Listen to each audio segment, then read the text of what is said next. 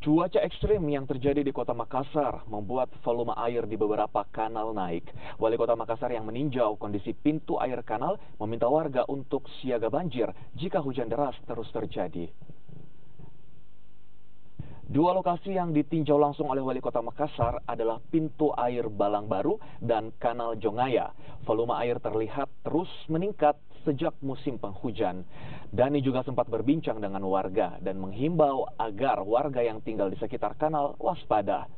Peringatan ini disampaikan di keluarga setelah Dani melihat kondisi cuaca dan hasil pantauan satelit yang memperkirakan volume air di kanal akan terus naik karena hujan deras dan air pasang dari laut. Dani juga mengimbau warga yang tinggal di daerah rendah yang rawan banjir untuk siaga jika hujan deras terus terjadi dan air kanal-kanal di Makassar meluap ke permukiman warga.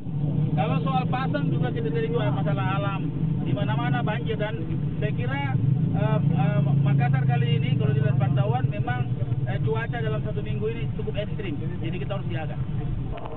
Karena bukti lakum buat kesalahan.